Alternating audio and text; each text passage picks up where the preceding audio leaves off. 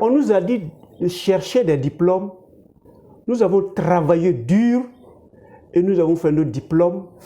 Et depuis là, nous sommes à la maison parce qu'il n'y a pas d'emploi. Ceux-mêmes qui travaillent, on est en train de les renvoyer. Moi, en tout cas, je ne sais pas quoi faire. Si vous êtes de la communauté Objectif Santé de Dr Nature, nous vous dirons, à un temps record, vous n'allez pas être employé, hein. Vous allez être un employeur. C'est-à-dire vous allez aider même la population de votre pays à réduire le taux de chômage parce que vous allez créer votre emploi. Aujourd'hui, ensemble, nous allons créer une fabrique qui va produire des alicaments et avec cela, vous non seulement vivrez bien, mais vous vivrez excellemment. Qu'est-ce que c'est qu'un phytothérapeute? Nous allons le savoir.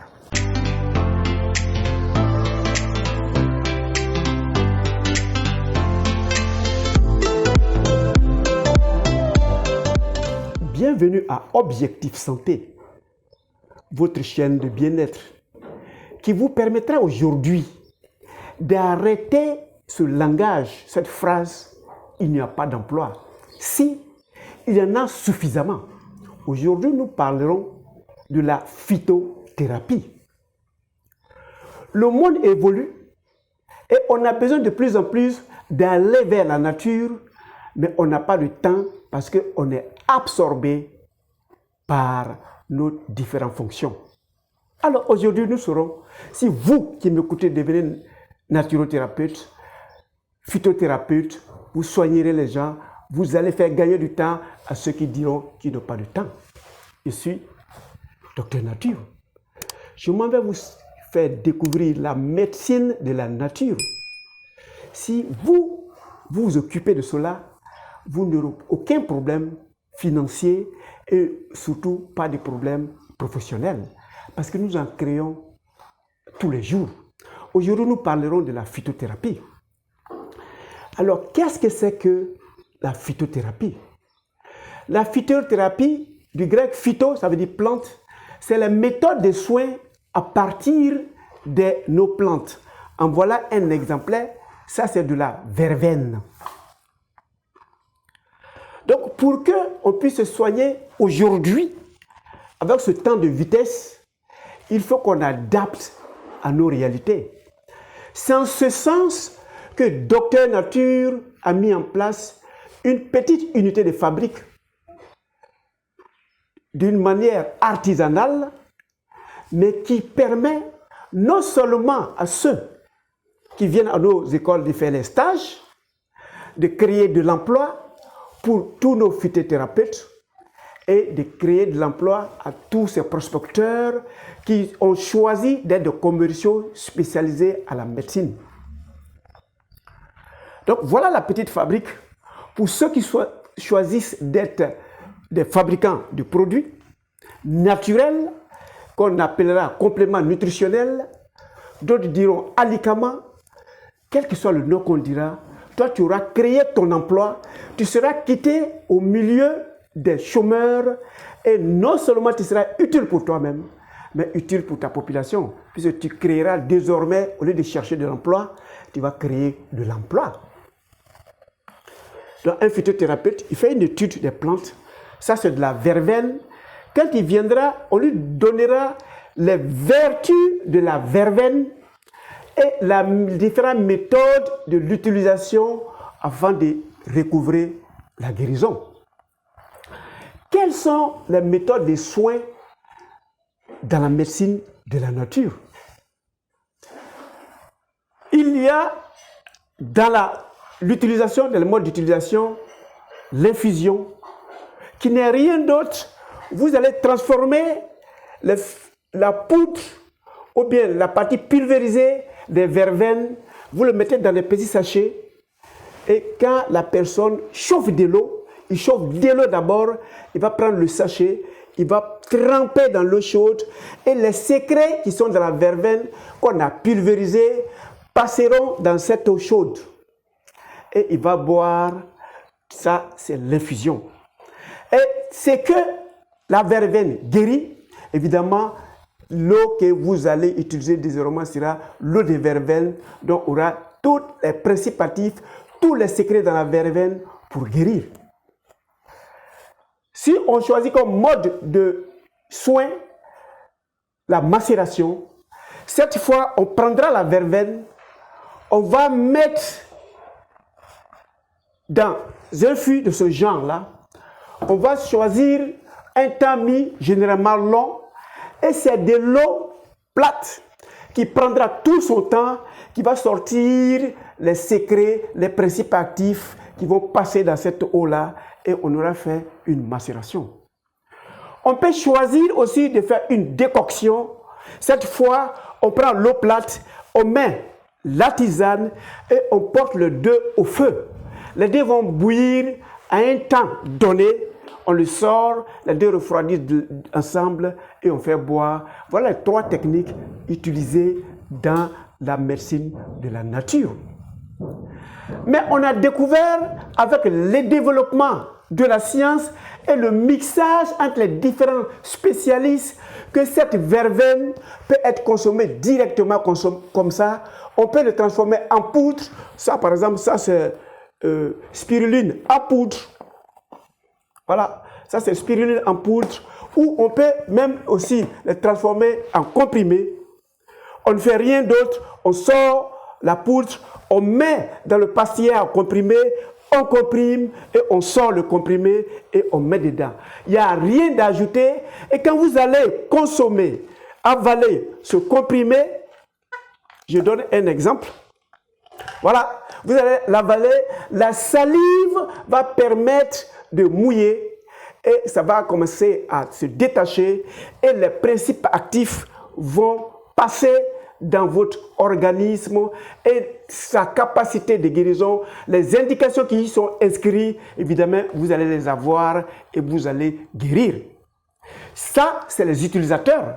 Mais moi, j'ai choisi de travailler pour les utilisateurs pour qu'ils gagnent du temps à le chauffer de l'eau, à le trouver de l'eau. Tout ça, c'est long. Nous allons les transformer ensemble. Et si vous venez, nous allons faire de vous des spécialistes qui vont transformer ici de la même manière. Voilà la petite fabrique que vous pourrez faire quand vous allez finir votre formation. Nous sommes sur une paillasse. Et sur la paillasse, quand vous rentrez, il y a 3 parties distinctes dans un laboratoire. Tout juste dehors, que vous ne voyez pas, c'est là qu'on fait les séchages. Et la méthodologie de séchage, dans la médecine de la nature, on ne sèche pas nos tisanes, nos racines, nos écorces, nos feuilles au soleil. On le laisse, le temps même prend avec un vent sec, ça va prendre et ça va sécher tel que vous voyez. Aucune transformation, sans ce sens vous voyez que les feuilles n'ont pas subi de transformation de couleur parce que toute la verdure y est restée. Ça n'a pas été séché par force, donc tout est dedans. Après là-bas, il y a la partie sèche. Vous voyez, on a mis la zone sèche où il n'y a pas d'eau ici. Donc vous allez voir les tisanes pulvérisées et tout c'est fait ici. Voilà la zone sèche, les éléments qu'on utilise. Alors, comme on tient au grammage, il y a toujours des balances pour peser et c'est à partir de la zone sèche, vous, quand vous allez finir votre formation, vous allez transformer ou en poudre, ou en sachet, ou en comprimé. Et en comprimé, vous pouvez le commercer partout parce que c'est des compléments nutritionnels, c'est des alicaments et il ne crée aucun problème. Il y a en face, où nous ne voyons pas dans la vidéo, la partie humide. Tel que c'est écrit ici, la partie sèche, de l'autre côté, c'est écrit la partie humide. C'est là-bas se trouvent ces fûts.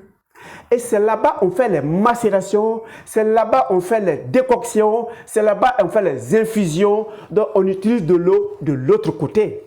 Et quand on a fini d'utiliser les éléments liquides, nous allons sortir comme par exemple une substance buvable dans la zone humide. Donc à la sortie de ce laboratoire, ou bien c'est des substances buvables, ou bien c'est des comprimés, ou bien c'est les granulés. mais vous les fabriquez et vous les faites sortir. Et généralement, vous les phytothérapeutes qui travaillez dans le laboratoire, vous ne vous emmerdez pas à chercher de la clientèle. Votre problème, c'est de pouvoir faire des compositions en fonction des maladies existantes. Avec toutes nos plantes, avec les éléments que nous avons, nous pouvons faire toutes les compositions possibles en fonction des réalités en face. Mais pourquoi dit-on que les plantes nous guérissent? Ce que nous devons retenir, les plantes ne se soucient pas de nous. Les plantes se soucient d'elles-mêmes. Donc vous prenez une verveine qui est où je suis. La verveine là, nous faisons la culture ici dans la fabrique ESMO. Et en fonction des réalités, des agressions, ces verveines vont faire leur immunité, vont faire leur défense. Vous allez vers le désert, les mêmes verveines qui y sont ont les mêmes principes actifs, mais la teneur pour qu'ils puissent vivre là-bas est en fonction des agressions de là-bas. Donc, que la plante vienne de la forêt, ou elle vienne de la savane, ou elle vienne d'une zone tempérée, ces principes actifs se sont habitués pour que la plante y vive. Alors, comme nous savons que ces plantes ont ces principes actifs en fonction des agressions, nous les sortirons et nous allons nous servir des secrets qui nous permettent d'y vivre. Nous allons les utiliser parce que nous vivons dans le même milieu avec ces plantes. Si ces plantes arrivent à y vivre, nous aussi, nous allons pouvoir passer le temps dans le milieu, quelles que soient les agressions. Voilà pourquoi nous allons extraire les principes actifs après étude, évidemment, et en fonction de la couleur, en fonction des odeurs, en fonction de la saveur, en fonction de la teneur, nous savons voir que les principes actifs qui existent. Et quand nous faisons les compositions, nous regardons en fonction de ce que nous voulons et nous faisons en sorte que beaucoup de principes actifs, en fonction du mal que nous voulons repousser, se retrouvent dans nos comprimés ou dans nos granulés ou dans nos suspensions buvables. Mais avant qu'on ne se libère, cliquez sur s'abonner et sur la cloche pour la dernière vidéo ou le dernier emploi dont nous parlerons, la nutrithérapie. Mais supposons que vous avez le souci, après avoir fabriqué vos substances, de les vendre. Le principe est simple. Ne vivez pas en autarcie dans l'informel parce que vous aurez besoin de les vendre. Et pour les vendre, il y a un cheminement très facile. Vous partez trouver le ministère de la Santé de votre pays. Vous leur dites, j'ai des compléments nutritionnels que je veux commercer dans les grandes surfaces. Quelles sont vos conditions? Ils prendront vos boîtes, ils vont les analyser. Et si ce que vous avez dit correspond à ce qu'eux ont trouvé, ils vous diront effectivement, ce que vous avez dit, c'est juste. Tenez l'agrément, tenez l'autorisation, vous pouvez commercer, on vous permet de faire consommer à notre population. Vous avez franchi la première étape. La deuxième étape, pardon, n'allez pas vous-même vendre. C'est en ce sens, je dis, créons de l'emploi, utilisons les autres et nous allons créer le meilleur des mondes possible. Vous faites venir les visiteurs médicaux ou les délégués médicaux, vous leur expliquez la bien fondée de vos produits et vous leur laissez la latitude de trouver la clientèle, vous leur laissez la latitude de les vendre et dans le contenu de votre contrat, vous leur direz, quand il va finir de vendre, voilà ta part que je vais te donner parce que moi je n'ai pas le temps, je suis dans mon laboratoire, je suis en train de fabriquer, par exemple à la fabrique ESMO, nous avons 17 gammes de alicaments à produire. et les commandes se font tous les jours. Ça veut dire que le responsable de la fabrique dans notre unité de fabrication, qui est non seulement artisanale, mais qui permet à ceux qui y travaillent de pouvoir se rendre utiles. Il y a celui qui fait la cueillette, qui fait sécher et qui va faire moudre. Voilà sa fonction. Et tous les jours, quand il vient au boulot, il s'occupe à savoir est-ce qu'il y a encore de la verveine, est-ce qu'il y en a qui sont séchés. Ceux qui sont séchés, je m'en vais pulvériser, je viens déposer pour ceux qui sont dans le laboratoire et c'est la partie 1. Il n'a pas accès à la partie stérilisée. Et quand nous venons dans la partie stérilisée, nous l'avons comme ça, pulvérisé, ou nous l'avons comme ça.